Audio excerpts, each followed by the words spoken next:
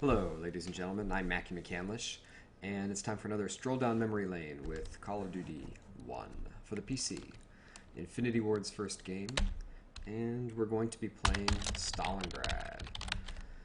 Let's see, background. So Stalingrad was um, it was our big E3 theater level where people would line up outside the theater so they could go in and watch it played for them.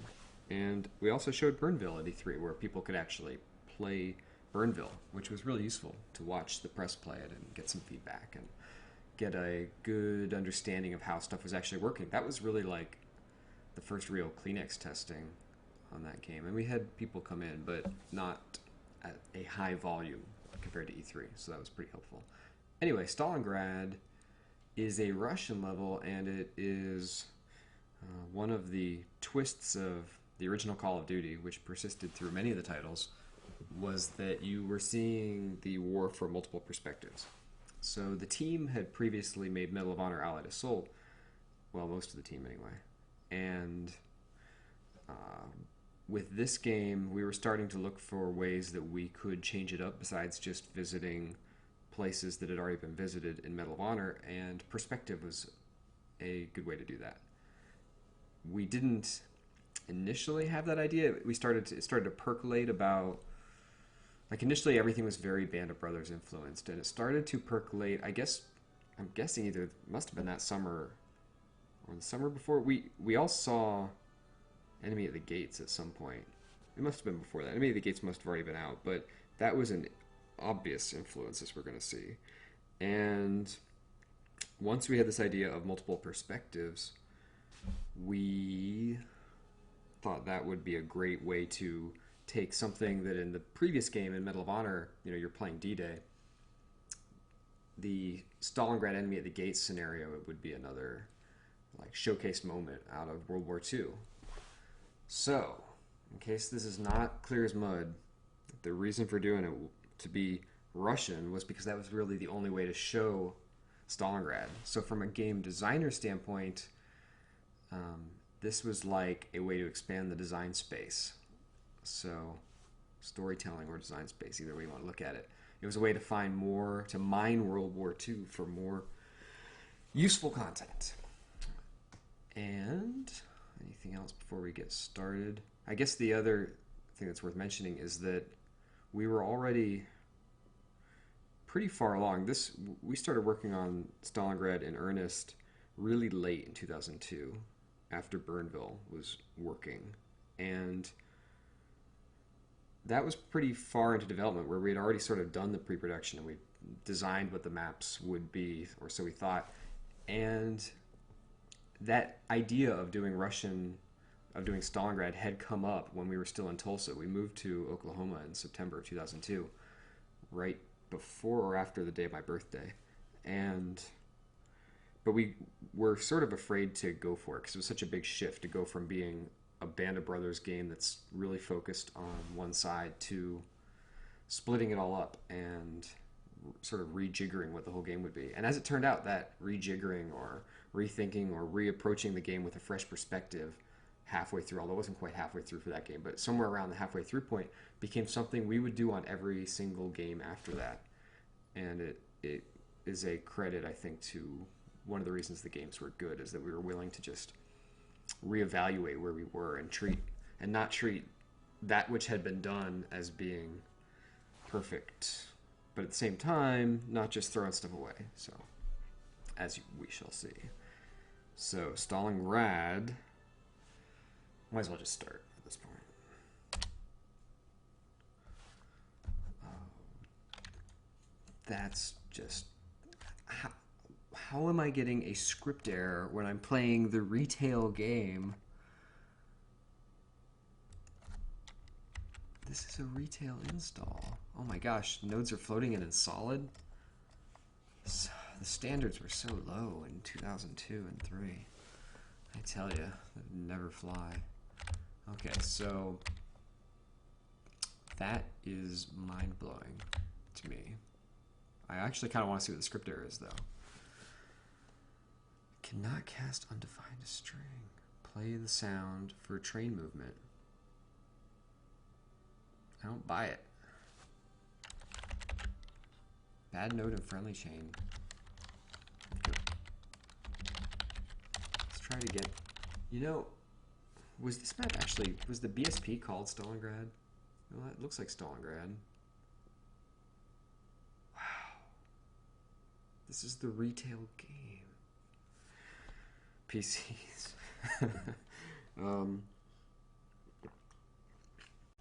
Okay. Let's go. Click to start.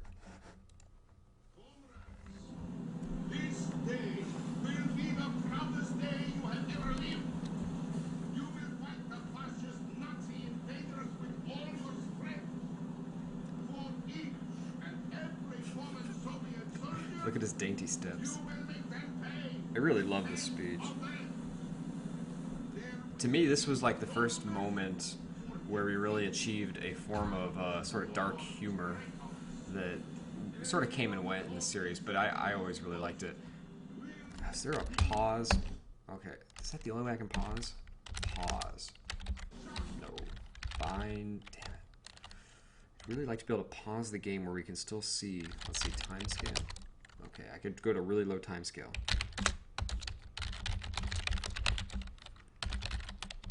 Okay, let's see if this works. Did not work. Oh well. So, this background, although it may not look like much, that took us a long time to achieve. I'll go into more detail when we get closer to it. These guys that are all around us, we were using a technology called face gen on this project because we felt like there was no way we were going to be able to make so many faces for all these characters on time and on budget. So we used this program called face gen, which turned out to be really bad. I don't know what those guys are doing these days, so I wish them no ill will, but couldn't find a weapon. It's so crazy. And ooh, see the plane off of face gen from the plane draws your eye so that you see these planes come back into the scene. And if you don't duck, you'll get shot. The reason you're gonna get shot if you don't duck is because I feel like it's very important for the player not to feel like they're in strictly a scripted sequence. They have to feel like there's a threat of death, or oh shit, here comes again. That was intense. Or they will feel like they're just watching a movie and it's not real. To me, it's very important that the gameplay feel real, even in something like this that's very obviously, clearly very scripted. It needs to have the threat of death. It's almost like it's almost equivalent to the movie term hint of death, where late in the movie, even in like a kid's movie, there will be some threat of higher consequences, typically death of some kind. Like when the boy dies in the movie where he gets a bee sting. The kid from Home Alone. Stand By Me? No. Girl's First Touch? I don't know. My First Kiss? Some shit. And I hope you never walk back here and see that there's not much going on. But Kleenex testers usually don't. My girl, anyway. So you have to have that sensation, or you could just put the controller down and watch, and at that point the designer has completely failed. So let's see. There's so much in this. As bare as it appears, there is so much here. So the hill. Wow, I'm just getting off. Let me just go back, unwind one thing at a time. The way that the character draws your eye to the planes, and then you follow the planes up, and then you see these other planes, and you follow them back down to the other planes, which I wasn't even really totally paying attention to, and I still caught them because I was following the previous planes, even though I forgot how exactly the planes flew. That is the essence of scripting without taking control away. That you'll see this come up again and again in a lot of my work, where the player, where I want to play through your hands, but I want you to feel like you did it. That's a lot of what I think the best of single player can be, because then you're essentially living a movie. You're having a very cinematic experience, and you feel like it's real. You feel like it's real. You feel like it's real. So that, yes. What else? We talked about dying. Am I crouched? I feel short. Okay. Here's some more of the cool dark humor that made the Russian stuff so compelling in the earlier, yeah, in Call of Duty 2 also. But wow, did that guy just pop in? Where are these people coming from? Are they coming off the boat? I guess they're coming from around the corner.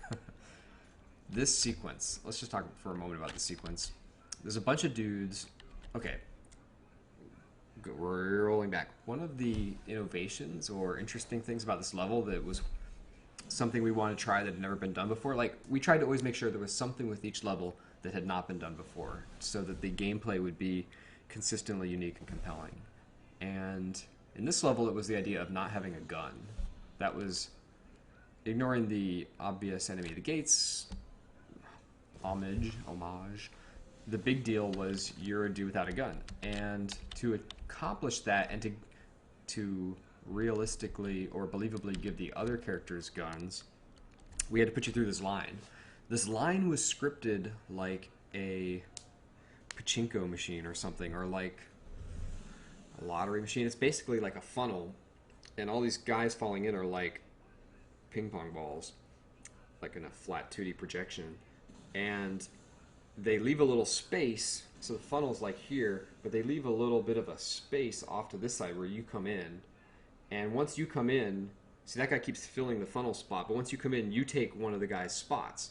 And then script starts to push you forwards through the line, and the funnel is pulled in. Basically, a gun is being given to every other guy. One guy gets a gun, one guy gets ammo. The funnel is taking the player and being careful to slide somebody ahead in line so that no matter at what point you enter the line, you will always end up with ammo instead of a gun, but it will still feel natural. And it was important for this that the player, again, not feel like their control is being taken away, but that they're in a line and people are pushing them. And of course you can't turn around and walk back because there's somebody behind you. We've all been in a line before, so it doesn't feel that unnatural that you are incapable of controlling your forward and backwards momentum while you are in a line like this.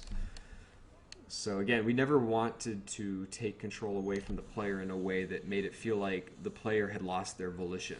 It was very important at all times that players feel like it was their journey and their game, even though they're essentially my puppets. So onward we go.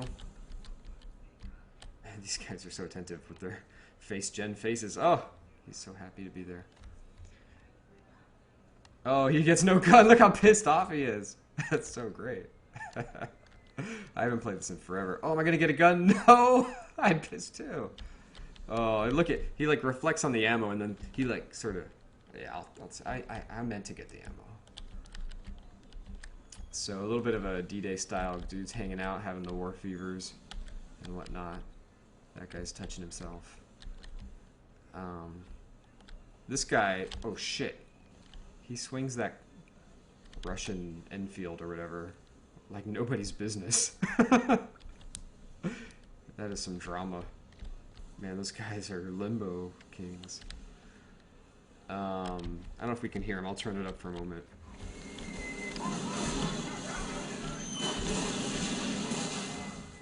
The thing he says that I love is, "No mercy for deserters.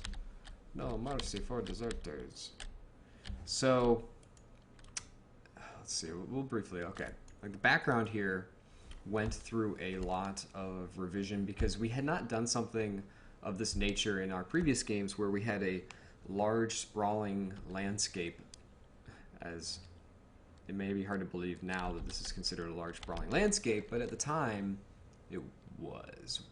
One of the innovations on Call of Duty 1, we were using the Quake 3 engine, but we knew we wanted to go farther with the open environments. I mean, there's nothing really like this in Quake 3. And the way we did that was we added T and L transform and lighting support to the engine, which gave us essentially just more polygons to work with so we could do terrain like this. And the terrain was made out of patches that I want to say didn't tessellate, that were just polygons. So to achieve the background where it appears to have a sort of post-apocalyptic atmospheric perspective, what we did was we took these patches and we had the idea of putting a transparent layer on them, which is the smoke that's slowly rising. So all along this whole thing, there's a big, like here's the hill, there's a big patch that comes over it with transparency stuff coming up.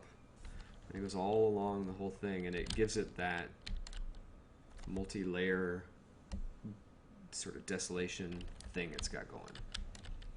And to look at it now, yeah, it doesn't seem like that big a deal, but it was an accomplishment at the time, and it was in trailers and whatnot for the game. And anyway, so these guys coming in on the side, one of the things we didn't have was we didn't have a lot of AI. In fact, Call of Duty 1 through, I don't know if this is still true for their current engines, but all the way through any of the ones that I worked on, only supported up to 32 AI. And there's more than 32 dudes. I mean, look at that. That's a lot of men. They're coming out of the bottom of that ship. Oh man, that thing's got turning powers up the ass. Oh shoot, it has like no polys on the bottom. Anyway. And how do we do all these dudes? Well, this was one of the ideas I had to simulate many men. Was I knew we had, especially with transform and lighting, that we had the ability to have many models, and many models that could be animated. What we didn't have was many AI, and we didn't have many things that could pathfind. So I requested a feature of what we call drones, which are essentially polygon dudes that just keep playing an animation and can just move forwards. And I'm trying to remember, if I recall correctly, they just purely use splines. They're essentially animated models on splines. I think that's what's happening. I think you can see that they clip into the geo as they go. I don't think they trace. You can see where those guys stop at the wall for a moment, where they're gathering courage before they go off in the distance. I can't like ADS my, oh, they blew up my ammo. But those guys, yeah, we still have sound, thank God. Those guys are not doing like a pause animation, because this was drones 1.0, and we had no such time for such trivialities at that point. This next part, oh no, another innovation, shell shock. Oh, he's doing the Burnville animation. See, one of the primary principles of making good games is when something works, find every place you can to reuse it, because chances are people won't see the first one, but they might see the second, third, fourth, or fifth of it. And if not in that game, shit, get it in the next one. Damn it. It's so difficult. Oh, I'm right back. Follow the guy with the flag and you'll be safe. This next part does involve, this is the cool part, this part involves, oh man, this shit is blowing up, AI, whereas the rest of the level, it's all drones. So wherever you, the player, are, there's real AI around you, and then the rest of the level is populated with drones.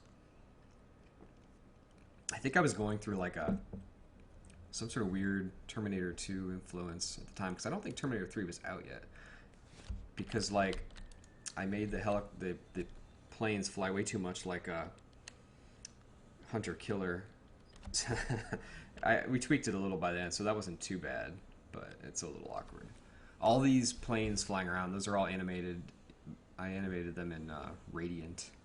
I had this idea at the time to make it easier for designers to animate in Radiant. Instead of just placing points in the sky, you'd place actual plane models that would get ignored by the engine at compile time and still treat them as path nodes. So you could see a plane, and then you do like another frame of a plane, another one.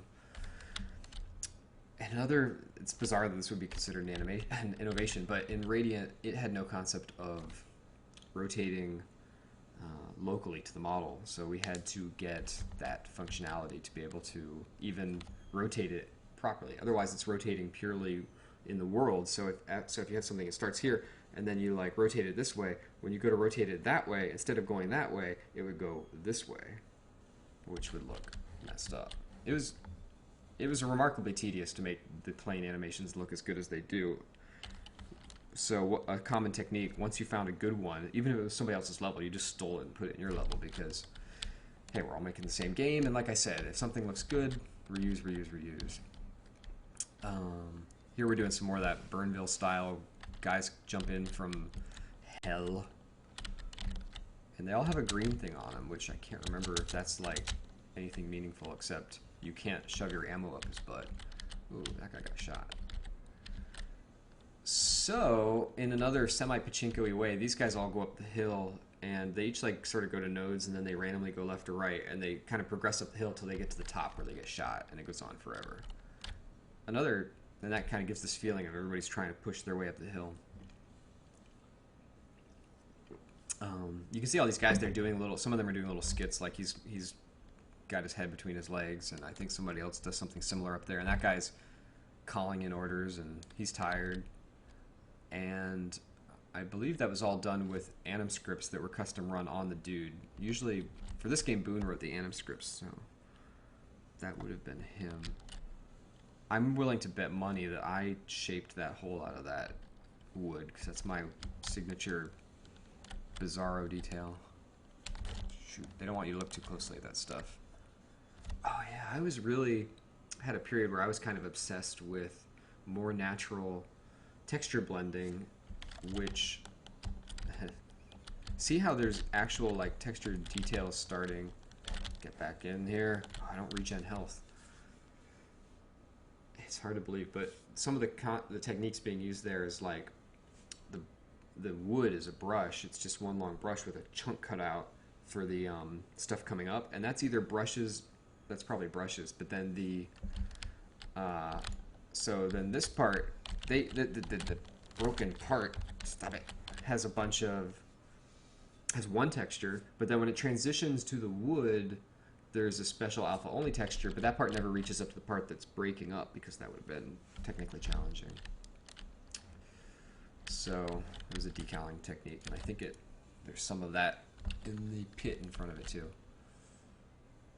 Oh yeah, and so these MG42s, they fire on the player when the player stands out in the open, and they're acting a little bit like the MG42s in Medal of Honor's D-Day, where they kind of go, once you step out, they go to an offset to you, and then they go to you, to you, to you, to you, closer, closer, you start getting hit, you got to cape in Kaba.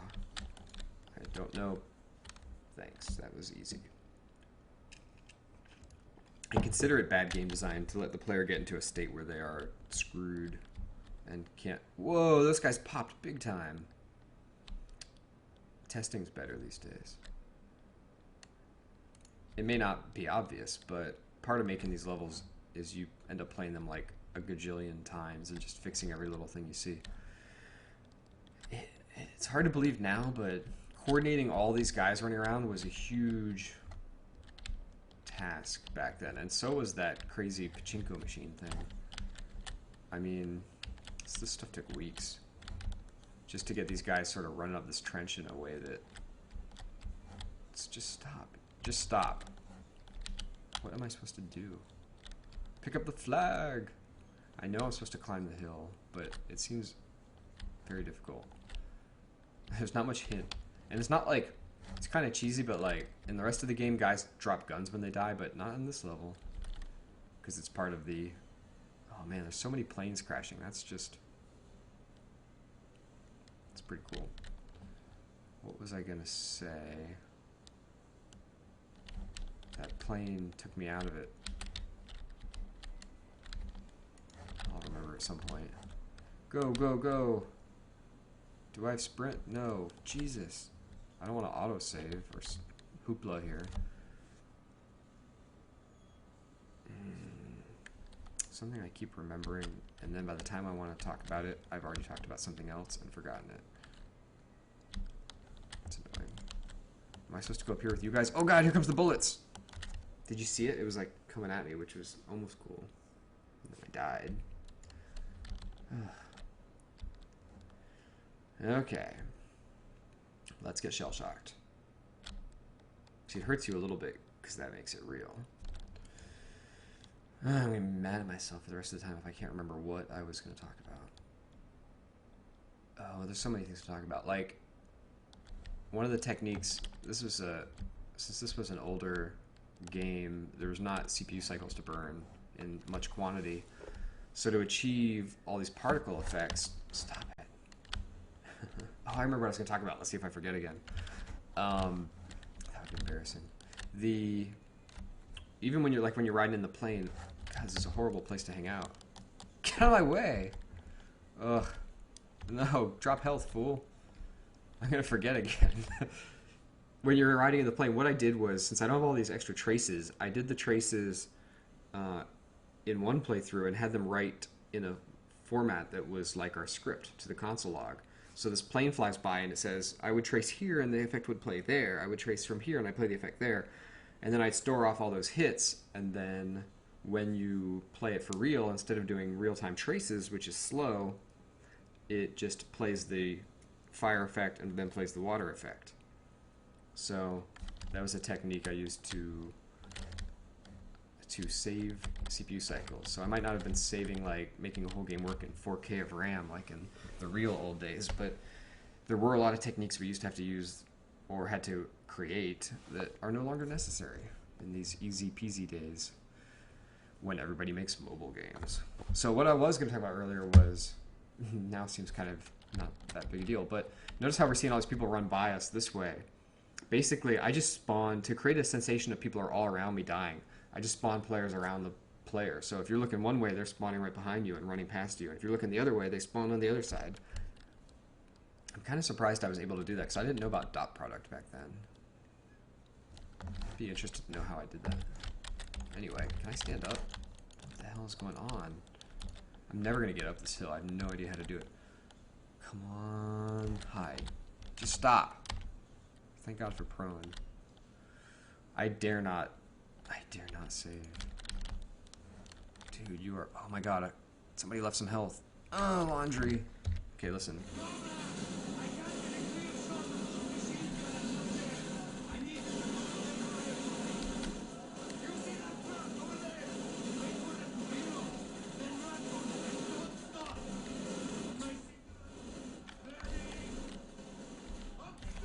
And then the other guys start running. Oh, he's down! But I feel like I'm so lucky. All these little sparks on there were hand-placed target points so that it felt as stomatical as possible.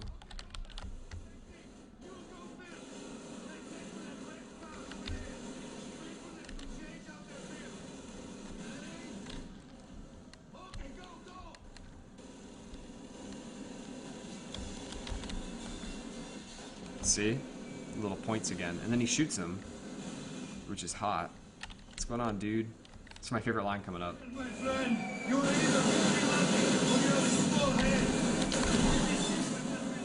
Well, we'll get to enjoy it again, I guess.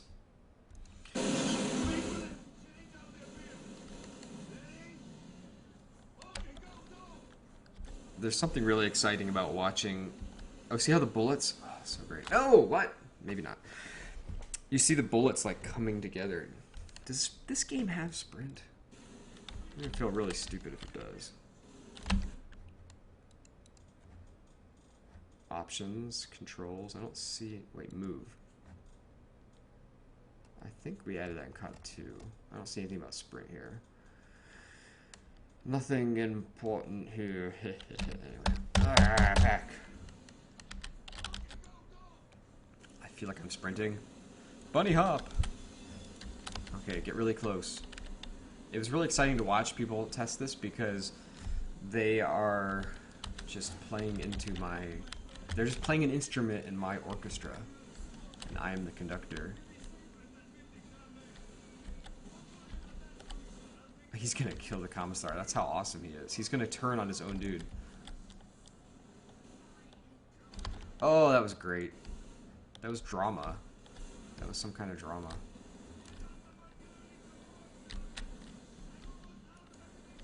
This part...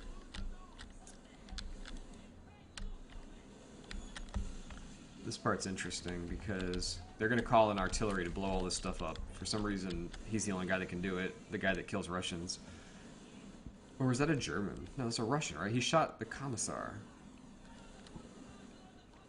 I swear, like, half the humor in the whole franchise is in this level. So this part... I think there's just something exciting about being in this little space, waiting for the bombardment, and not knowing if it's safe to poke your head out. But this bombardment, you know, it's that triple pronged effect again. If I'm not mistaken, I believe Steve Fukuda did the timing on it. He really wanted it to have a certain level of density and intensity. And one of the tricks we used for this part was to play with the fog settings as it was happening and create the sensation that you're getting so bombed that you can't even see anymore, practically. And then all the MG42s get blown up, they stop, and now look, they charge up the hill. Yay, we can make it now. And the music comes in.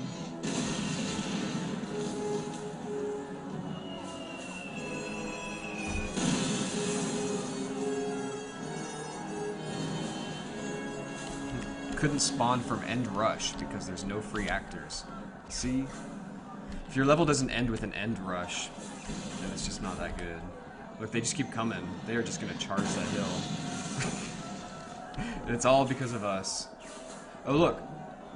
They even like tilt away from the hill as they go up. That's really awkward. The flag was actually a... Yeah, see, he runs like this on the hill. The flag was actually a late touch. But I think it adds a lot. Yeah. As simple as this level looks now, I feel like it did a really good job of making you feel like you're part of the action. Oh, you know, see, these guys are real. That's why I get the icon and I can block them. See, if that was a drone, you would not be able to get in his way. That's why when a drone, like over here, does cross your path, if you get in his way, he just dies, or they all die right before they reach you. So that's why like the whole legion of them dies before they can get into the gameplay space. But we try to blend the gameplay space in a way that hides that and makes it not apparent. So we're retaking Red Square. There you go. It's another level. That was the third level scripted by me for Call of Duty 1. Thanks for watching, and I'm Mackie McCandlish. And stop.